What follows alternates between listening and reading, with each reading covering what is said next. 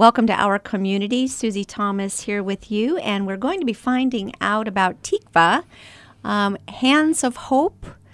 I believe that's what it says on their Facebook page, and we're going to find out more. We're speaking with Sarah Croft and Michelle Humble. Good morning to both of you. Good morning, Susie. Do I have the name right? Yes. Tikva. And where does that word come from, and what does it mean? Tikva is the Hebrew word for hope from the Old Testament, and we took that and used it because we want to offer the hope through Jesus Christ. So who are we offering the hope to specifically? What is Tikva's target? Who you're aiming for? We serve the students in Canton City, and we are fortunate enough to have a partnership with the school system, and they bus them to us for our after-school program. And many of the students struggle with poverty and with other issues, and so we know that in order to impact them the most completely, we have to do it body, mind, and soul. And so that includes feeding them as much as it includes mentoring them. And so we try to accomplish all of those things. There's a couple of things I want to swing back around and address, but let's start at the very beginning. Tikva, you founded this, Sarah, correct? Yes, I did. And when and why? Okay. I used to work part-time for Refuge of Hope, actually, and we did a children's ministry there. And after that, my daughter invited me out to Chicago on her spring break, and we saw a program out there called By the Hand. And we literally talked from the time we left Chicago to Canton how we could enroll it or unwind this here in Canton. And the people out there were generous enough to give us all their ideas other than their name. So that's how we started. Well, you came up with a very unique and good name of your very That was a lot of help. What are the differences between the program in Chicago and program in Canton, or do they look very similar? They're very similar as far as programming. I'd say the two biggest differences would obviously be size. Chicago is quite large. They have 5 sites, one of which has their own building that they just built. And they can do those things because of the other main difference, which is resources. The Chicago Bears and a woman you might know of, Oprah, has supported this organization. Okay. And in Canton, we're always looking for resources to help support ours as well to accomplish our goals. And so those would probably be the big differences. Well, let's address those two things. Where are you located, first of all, and then let's brainstorm some famous people that we can go after to support. We're located downtown Canton at 425 Cleveland Avenue Southwest. It's St. Paul's Episcopal Church. We rent the church out for our program, and that's where we're located right now. And how do you support yourselves? We are eternally grateful for all of our donors. We actually are a nonprofit, a 501c3, so people can donate to us, and it can be a tax break, which is fantastic this time of year particularly. So we are surviving on donors and grants and things like that. And so that's why we have fundraisers 3 times a year, one of which is coming up in March. Okay, well, let's go straight to that. Got a March fundraiser coming up, so tell us about it. Sure, I'd love to. March 12th. We're calling it Flappers and Fedoras, kind of the Roaring 20s theme. So please come dressed. I know. We're going to have fun just picking out our outfits that evening. Yes. It'll be a great evening, and everyone's invited. And we're having it at the La Pizzeria, the bigger building, the 2-story one. So, we're pretty excited. It's going to be a fun night. Remind us the date. It's March 12th. March 12th, and how do people get tickets? That's a great question. You can visit our website and click on the events button at the top of the page, and tickets will be available for purchase there. They are $75 a ticket, but it might sound like a lot, but it's quite the bargain when you consider how much we're going to do that evening. We have food provided by La Pizzeria, which is going to be delicious. We have gaming, we have silent auctions, we have dancing like the Charleston, since it's 20 themed. What a blast. It's going to be a really great time, and we've got some awesome things donated for our auctions that will be really exciting. Okay, so you're kind of kicking off auction season in the area, right? I mean, there's so many dinner auctions. There are. But I love the idea that you've got a theme like flappers. My gosh. Okay, flappers and fedoras. So you guarantee, though, when we show up in our flapper dress, we won't be the only ones dressed this way, right? No, we're excited about that. Yeah. Okay. I've already been shopping. It'll be fun. Very cool. All right, what kinds of things would we be bidding on? Yeah, we have Gosser Jewelry has supported us for the last 4 years at our events, and they'll be there again. We have an overnight stay at Giravasi with dinner and wine. Oh. We have a smart TV, a big screen TV with a smart TV, Glenmore golf package, and Playhouse Square tickets, and a hot air balloon ride. Those are just to name the top couple. Fun So, things. yeah, we have a lot of fun things too. And if you don't like gaming, we still have, like she said, dancing downstairs, and you can still buy tickets for the auction baskets. So that's still. And you have like silent auction baskets as well. Silent auction. Oh my goodness. All right. So this is March 12th at La Pizzeria, and I don't think we're going to want to miss this. This is just so good. All right. Now the money that is raised, what does that go towards then? There are numerous things that this money will help TIKVA do.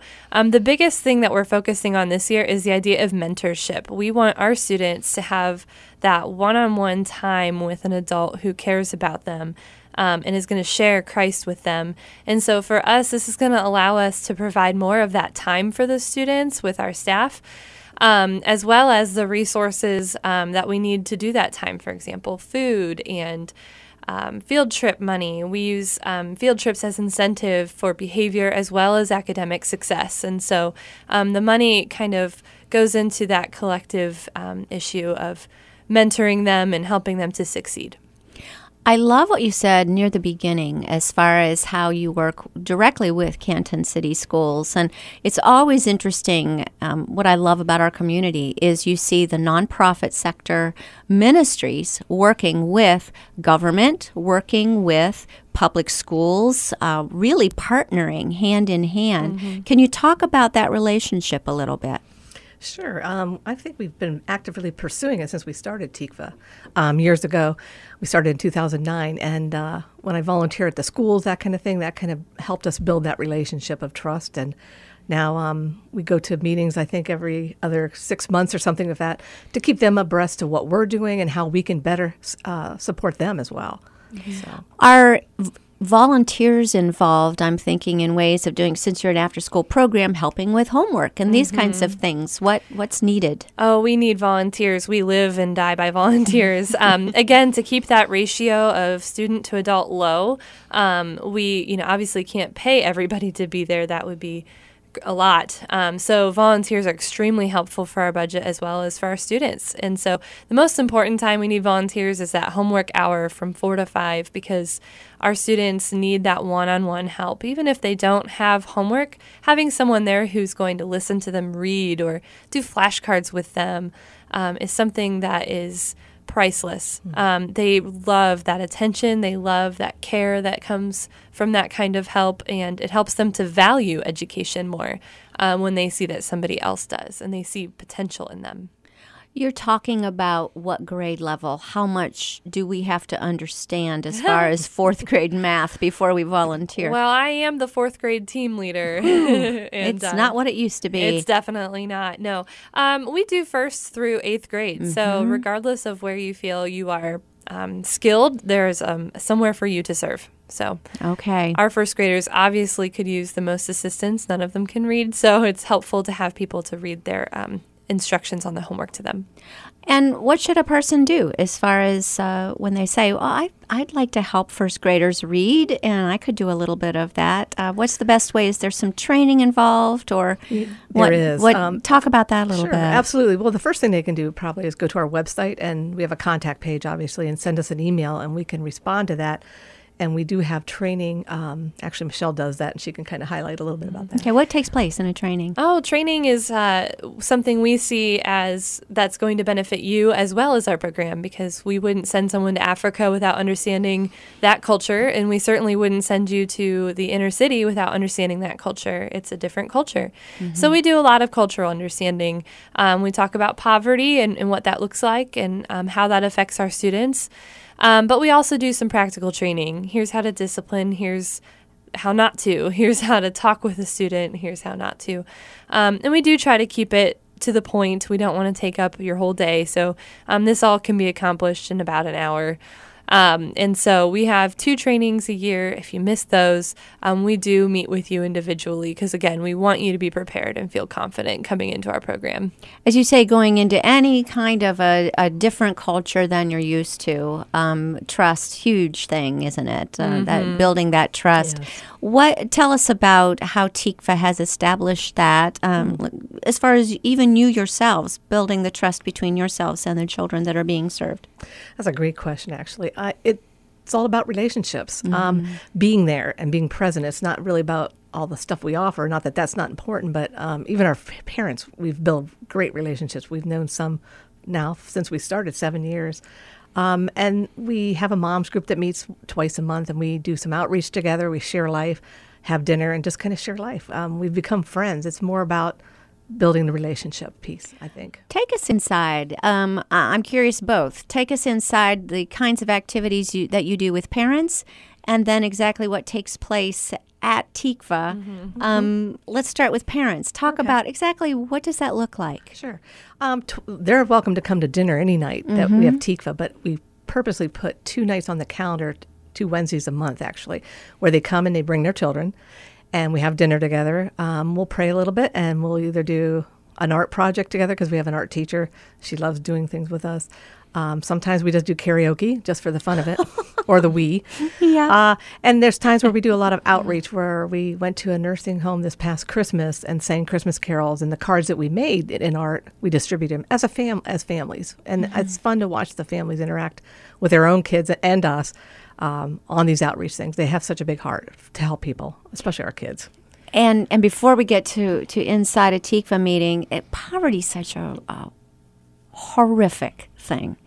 And families, when you think generational poverty, you're really trying to work yourselves out of jobs, right? Because the idea would be that these children would raise themselves up and out of it. Absolutely. Ideally, yes. Yes, absolutely. You had to break that cycle of poverty. It would be great if we didn't have a job. I mean, in that sense.